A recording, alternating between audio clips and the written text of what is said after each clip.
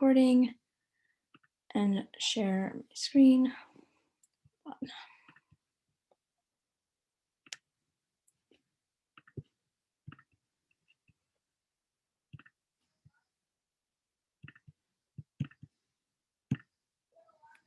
Okay.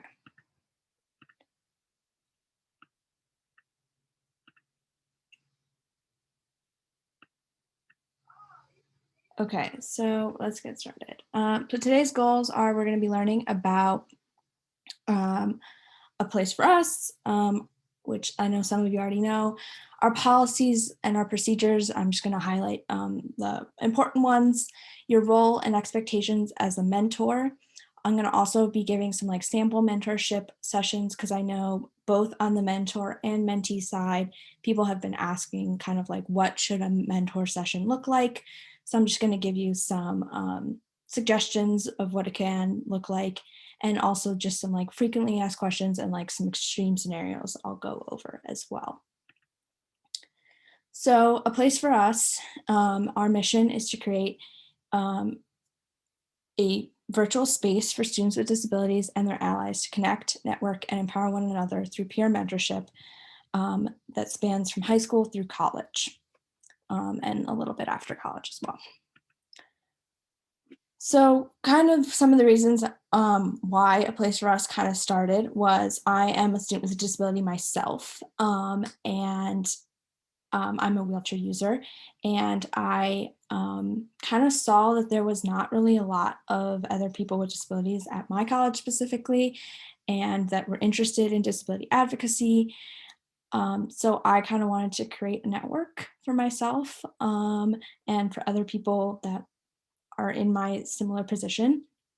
And also, then that kind of inspired me to do some research on it. And I found out that not a lot of students with disabilities end up attending higher education. So I wanted to figure out a way that we can increase that. And I thought a great way to do that was to have some mentorship for students with disabilities so that they can see themselves and get some advice and all that good stuff.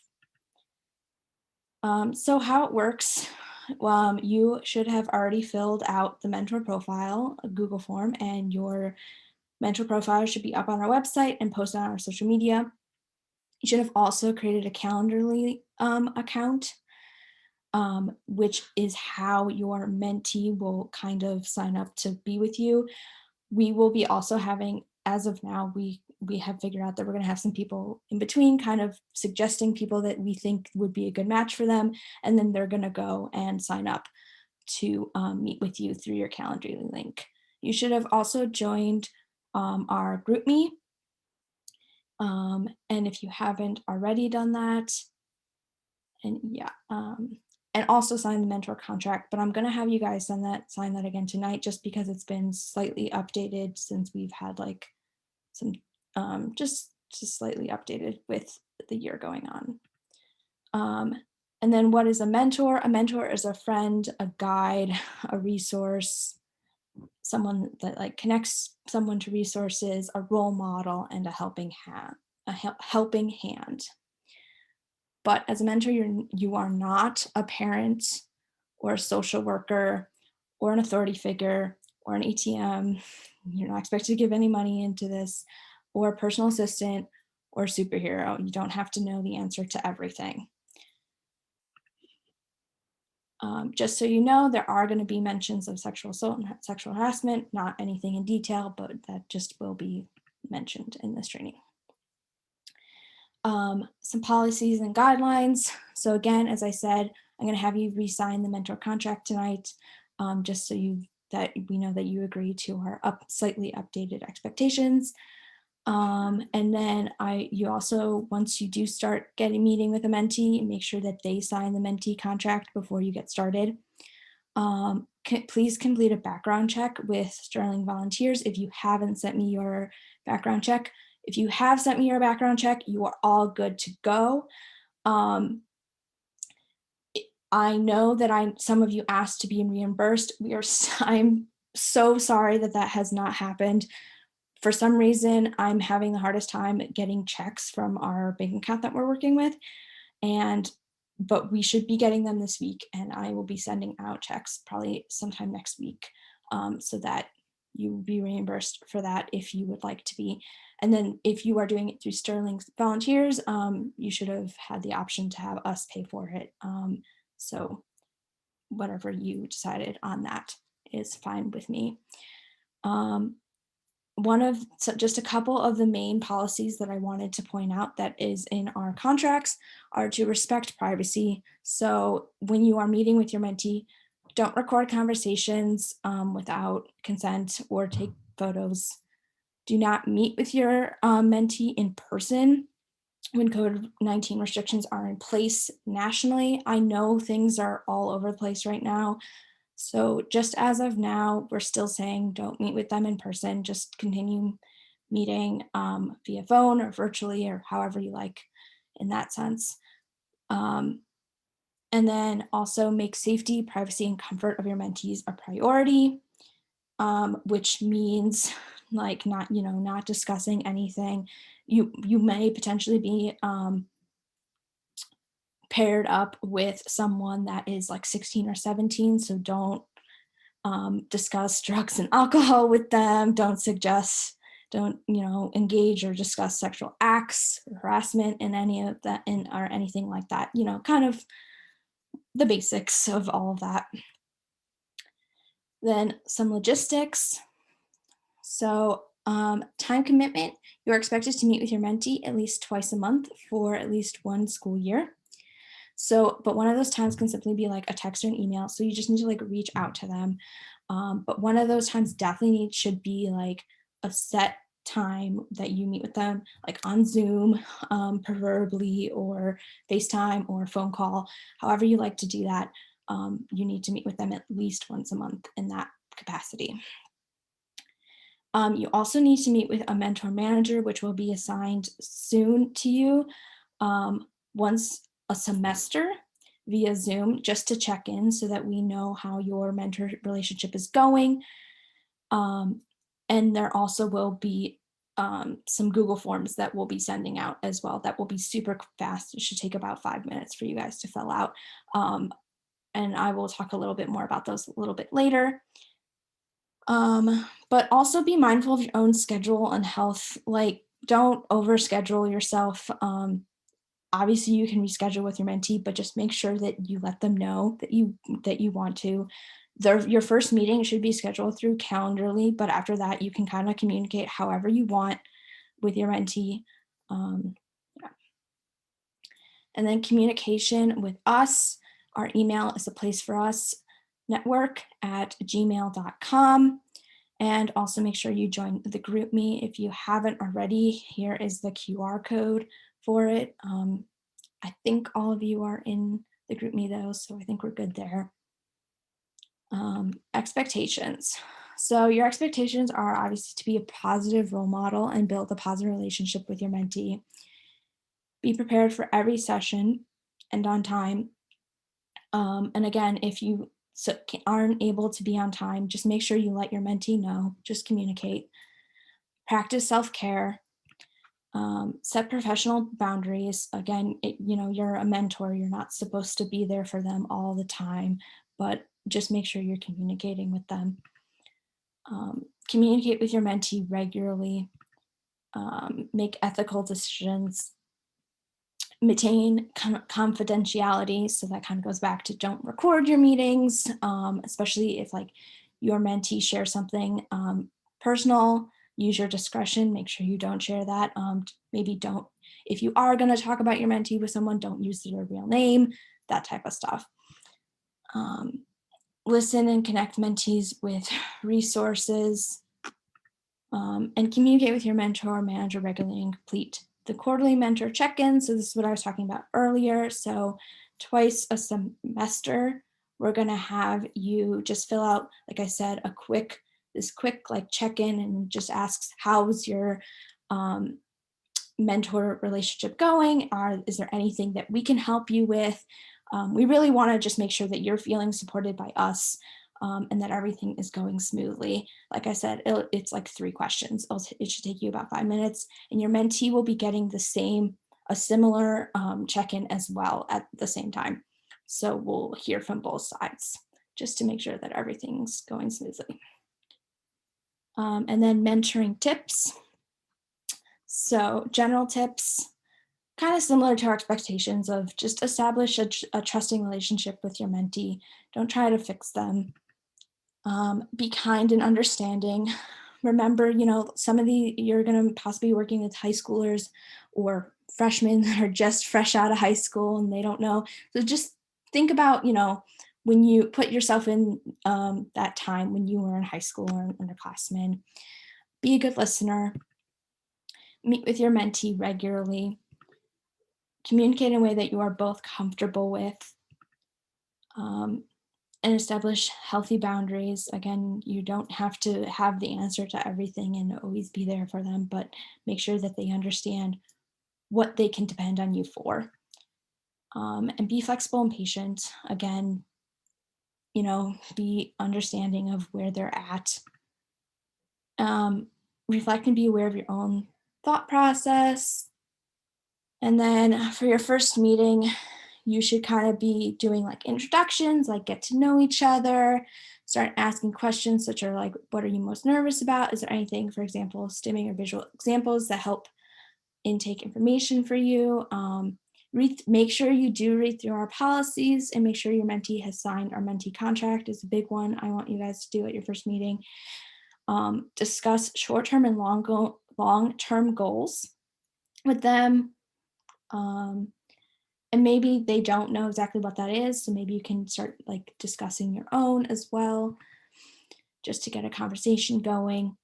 Find your top priority for that particular student. And then also remember to also be kind and interactive and understanding.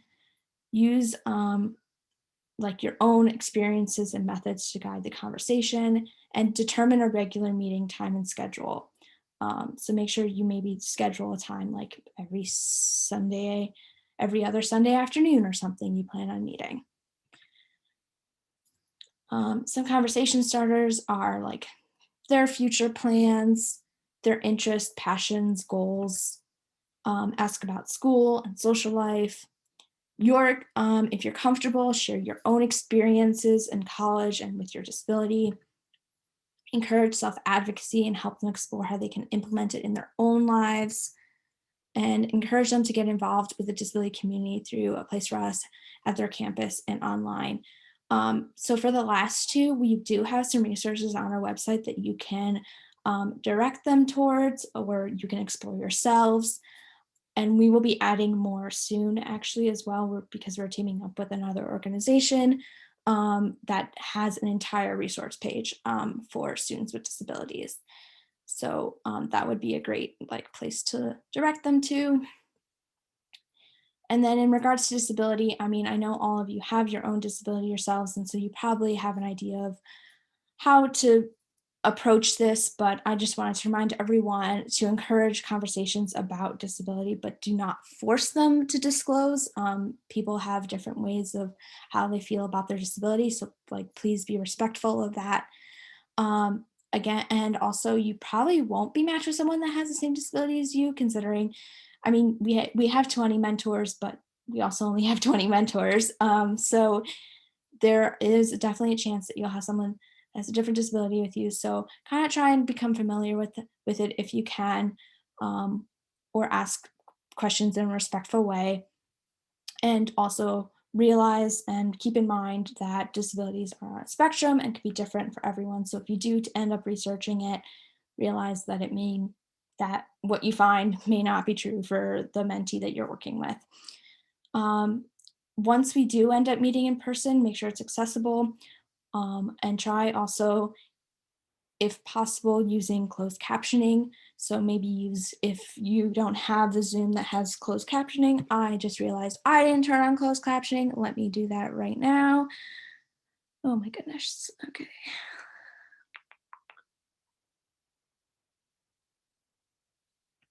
I think I need to stop sharing to do this. Sorry. There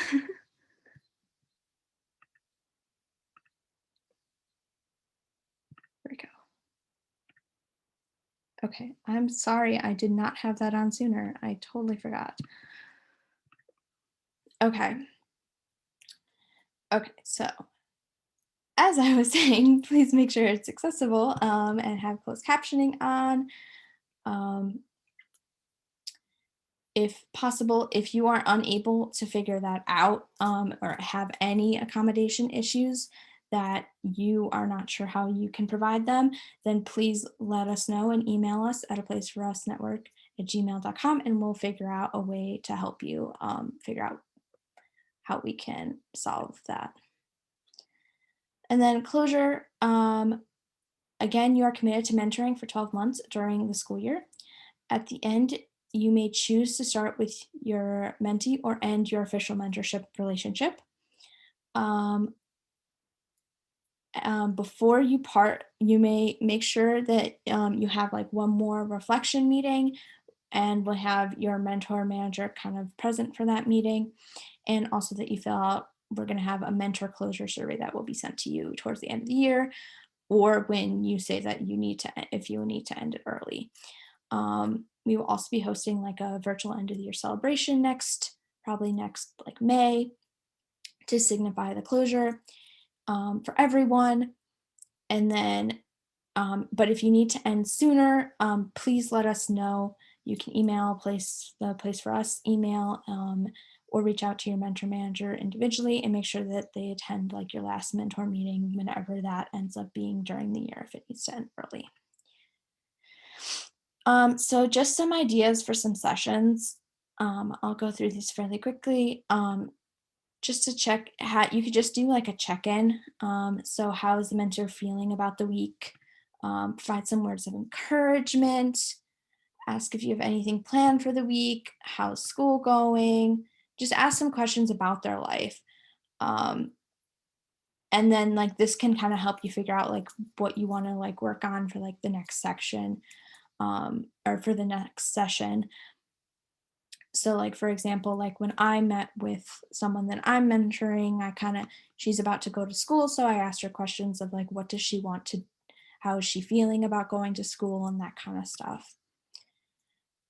Plan Make a plan for the upcoming week. So again, referring back to my own like mentoring that I've been doing, I kind of asked her like, since she is going to be going back to school, back to college, I kind of asked like, what's your plan for this school year? Like, what do you want to accomplish? Um, and like how, and we kind of talked about like how you can do that. Like, who does she need to talk to? Like, she said she wanted to create a disability club on her campus. So I was like, okay, so you should maybe talk to your disability services office, and you should also talk to your friends. And I tried to help her figure out like kind of a game plan for the school year so that she can achieve this goal of hers. Um, and then also just kind of talk about how they can hold themselves accountable. Um, yeah. And then you can also like introduce a new topic. So after you've kind of done some like check-ins and that kind of stuff, you can see what maybe your mentee wants to work on. Um, and that could like span from anything from like talking to like a professor, or disability services about accommodations or social interactions or self-advocacy or planning for post-graduation. Um, you want to try and be interactive. And then the last one is to analyze. So discuss your mentee's concerns or worries for the upcoming week or upcoming month, or from my example, upcoming school year. Um, but don't let your like mentee get too like worked up or distressed. Like kind of just try and help them talk through what what a concern may be, um, and use what you learned. Like try and draw from your own experiences. That's kind of what I did with my mentee. I kind of talked about what I had done with running the disability club on my campus. So I drew from my own experiences, and try and just kind of figure out what they need to do to solve whatever. But none of these sessions don't need to look like anything like these outlines. These are just purely suggestions. Um, do whatever works best for you. and your mentee. You'll figure it out as you kind of go. And yeah, I'm sure you all do great. Finally, we're going to talk about some like frequently asked questions and some extreme scenarios. So, what to do if your mentor and you are not a good fit? So, I know like the first, it's always awkward to meet with someone, and especially if you have a younger mentee, they're probably going to be quieter. So, I would suggest that you give it at least 3 meetings before you decide that you're not a good fit. So, try and ask like a lot of questions and be open, but also sometimes people just don't go well together. They don't, it's not a good fit. And that's okay. Don't take it personally. Just contact a Place for Us Network at gmail.com and let us know that you're a mentee or you would like to change mentors. Um, and also try and encourage your mentee if they do want to change to potentially try someone else in our network and not to just, you know, not be a part of a Place for Us. Um, Another potential scenario to do that I wanted to discuss is if your mentee needs more help than you can provide, um, let us know and we will get in touch with their school or their guardian when they sign up to be a mentee.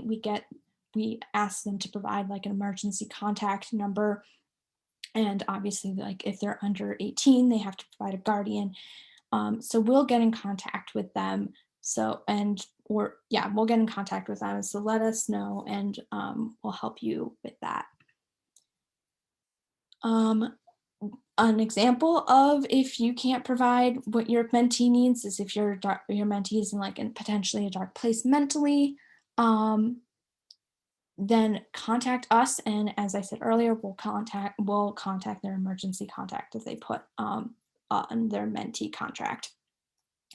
Um, Try not to like leave them alone. I mean, I know it's virtual, but if you could stay on the phone with them, please like try to. I again, you're not supposed to be like their counselor or psychologist, but like maybe try and encourage them to go see someone, um, and also provide the suicide hotline number if you think that is needed. And then the last unfortunate scenario that I just wanted to bring up was if your mentee confides with you about sexual assault or harassment, just listen, encourage them to see a counselor or psychologist. This is not something you should deal with on your own for sure. Highly, mostly encourage them to see a counselor and psychologist. And if you think it's needed, let us know and we'll again contact their emergency contact and provide them with the National Sexual Assault Hotline, which is here. Ending notes, I'm about to put in the chat to complete the mentor contract. Complete your background check if you have not with Sterling Volunteers. If you need me to send the link out to you again for Sterling Volunteers, please let me know. Check out we have some more mentor resources on our mentoring page on our website. So please go check that out if you have any more questions that I did not answer today. But I greatly appreciate all your time. And I'm so excited to get you matched with a mentee. Thank you. I'm going to stop sharing.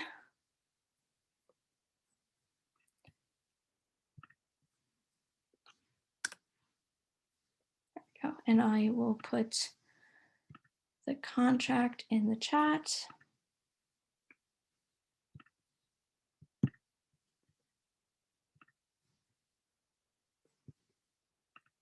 And does anyone have any questions while I do this?